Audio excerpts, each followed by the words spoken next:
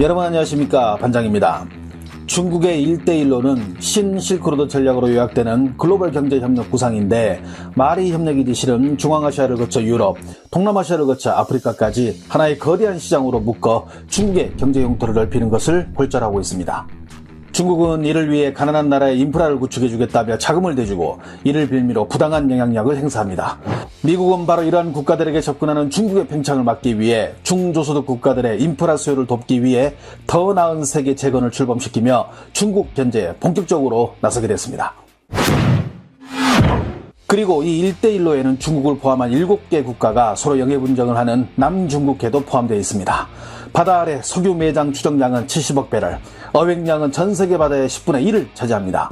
이 남중국해를 통해 3조 5천억 달러 규모의 교역이 이루어지고 있는데, 이는 중국 해상 교역량의 3분의 2, 일본 해상 교역량의 40%, 그리고 전 세계 해상 교역량의 30%에 달하는 규모입니다. 여기에서 우리는 중국의 치명적인 약점을 발견할 수 있습니다. 중국의 3대 수입 품목은 반도체, 원유, 철광석입니다. 중국 경제는 매년 7억 톤이 넘는 원유를 태워야 돌아가는 나라인데, 이 중 70%가 넘는 5억 톤 이상을 수입에 의존합니다. 쉽게 말해 석유 수입이 끊기면 중국 경제는 올 스톱하게 됩니다. 중국이 중동 지역에서 수입하는 원유는 대부분 인도양을 거쳐 말라카 해협을 지나게 되는데, 인도양에서는 인도 해군이, 말라카 해협에서는 미 해군이 중국 유조선을 감시하고 있습니다. 만약 미중 간 패권 경쟁이 군사 충돌로 격화할 경우 미군은 언제든지 중국 유조선을 납포할 수 있고, 이는 중국의 에너지 공급에 치명타를 줄 수 있습니다.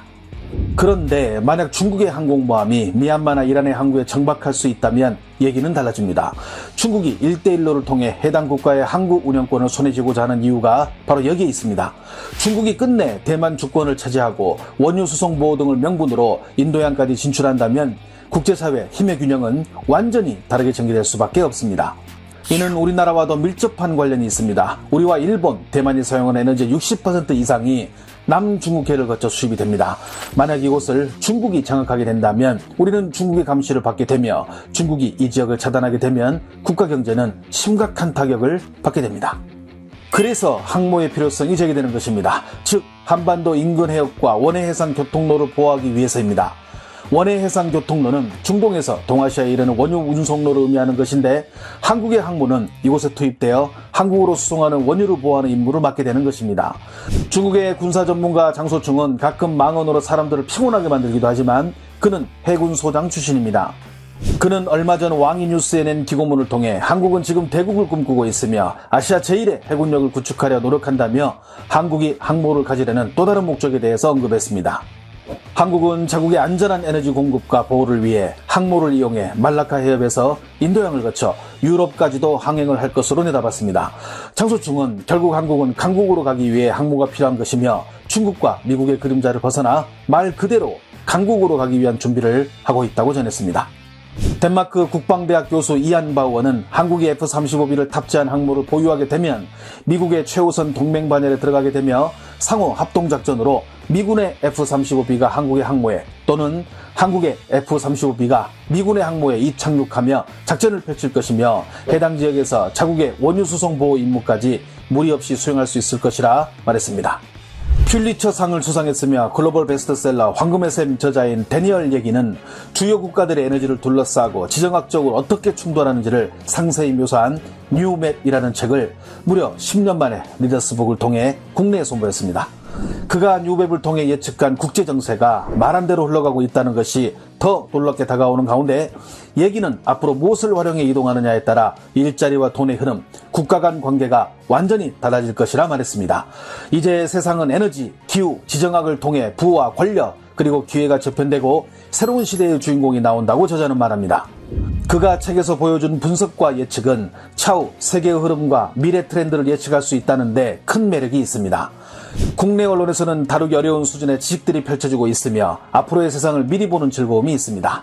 부모가 읽고 자식들에게 권해 앞으로 내가 살아갈 세상은 이렇게 펼쳐진다고 말해줄 수 있는 유용한 책이 국내에 손을 보여 다행이라는 생각마저 들게 되는 책입니다. 이 얘기는 뉴맵을 통해 석유시대 이후의 에너지의 흐름에 대해서도 상세히 분석했습니다. 앞에서 말씀드린 대로 중국에게 원유는 생명줄입니다. 따라서 중국이 원유 수입량을 줄이기 위해서는 반드시 내연기관차를 줄여야 합니다. 자동차가 중국 원유 전체의 50% 이상을 소비하고 있기 때문입니다. 왜 중국이 다른 나라보다 앞장서서 전기차 보급에 공을 들이고 있는지, 왜 전기차 배터리 분야에 투자를 집중적으로 하는지를 알 수 있는 것입니다. 하지만 이 전기차 배터리를 만드는 데는 히토류가 필요합니다.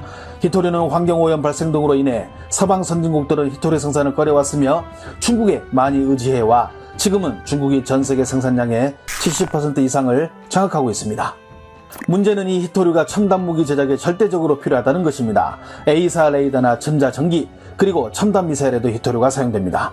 그래서 만약 중국이 미국에 대한 히토류 생산 금지를 하게 되면 그 후폭풍은 불을 보듯 뻔해질 것입니다. 그래서 미국은 동맹의 가치를 더욱더 소중히 여기고 다자 외교를 다시 진행하는 것입니다. 호주는 그동안 환경오염 등의 이유로 히토류 생산에 소극적이었지만 미국이 동맹국과의 안전한 에너지 수급을 천명하자 호주는 미국과 뜻을 같이 하며 히토류를 적극 개발함과 동시에 동맹국들에게 안정적인 히토류 공급을 약속하였습니다. 우리도 가만히 넋놓고 보고 있는 것은 아닙니다. 중국의 자원 무기화로 히토류 수출을 규제하면 당장 전기차 배터리 공급에 차질을 빚게 됩니다. 중국이라는 나라는 충분히 그럴 가능성이 있습니다. 현재 우리나라의 전기차 배터리 분야는 일본을 제치고 중국과 선두 경쟁을 벌이기 때문입니다. 여기에 중국에 맞서 자국 내 공급망을 만들려는 미국의 요구와 미국 시장을 공략하려는 한국 대기업의 이해관계가 맞아떨어져 국내 4대 그룹이 지난 21일 한미 정상회담에서 약 44조의 투자 계획을 밝힌 바가 있습니다. 상황이 악화되면 중국이 이를 빌미로 과거 사드 때처럼 경제 보복을 하지 말라는 법이 없습니다. 이참에 턱밑까지 추격한 한국의 전기차 배터리 산업을 히토류 수출 제한으로 막을 수 있기 때문입니다. 하지만 우리나라가 그리 만만한 나라가 아닙니다. 우리는 단점은 즉시 보완하고 장점은 오래 유지하는 장점이 있습니다. 일단 국내 최초로 석탄재 히토류 추출 클러스터를 강릉에 조성하는 프로젝트를 진행 중입니다. 국내 첫 시도인 만큼 우선 실증 시설을 구축하고 정개성을 검증한다는 것이 정부 계획입니다. 1년 동안 공을 들인 강원도는 여기에 국내 화려한 기술진으로 라인업을 꾸렸습니다. 이뿐만이 아닙니다. 올해 3월에는 호주의 히토류 생산업체인 ASM이 충청북도에서 히토류를 생산하기 위해 6천만 불을 투자하기로 했습니다. 호주 ASM은 풍부한 히토류 광물을 보유하고 있는 회사로 대규모 광산의 친환경 채광을 통해 한국에 안정적이고 지속 가능한 자원을 지원할 예정이라고 밝혔습니다. 결국 이렇게 되면 중국이 우리를 겨냥한 자원 전략은 백지화가 될 가능성이 높아진 것입니다. 중국의 언론들도 특히 이런 부분을 주목하고 있습니다. 덩신왕은 한국이 외교력을 이용 동맹들과 히토류 연맹을 만들고 있다고 전했습니다. 중국의 신화닷컴은 중국은 전 세계 90%의 히토류를 공급하고 있다며 한국은 호주와의 협력으로 이에 뒤지지 않기 위해 공급망을 구축하고 있다고 전했습니다. 복단대학교 국제문제연구소 정계영 교수는 한국이 세계시장에서 선도하는 강세 종목들을 유지하고 더 강한 선진국으로 나가기 위해 히토류와 관련해 결단을 내리고 있다며 미국과 중국 사이에서 히토류로 인해 산업의 피해를 입지 않기 위해 미리 준비하는 모습을 보이고 있다고 전하기도 했습니다. 전쟁은 총과 대포, 미사일로만 하는 세상은 지났다는 느낌이 옵니다. 지금 전 세계는 자원전쟁을 이미 시작한 것입니다. 벌써 무더운 여름 날씨가 지속되고 있습니다. 올 여름에는 선풍기 바람 앞에 수박을 옆에 두고 데니얼 예긴의 뉴맵을 읽으면서 앞으로의 세상을 미리 보는 안목을 키워보는 것은 어떨까요? 시청해주셔서 감사합니다. 행복한 하루 보내시길 바랍니다.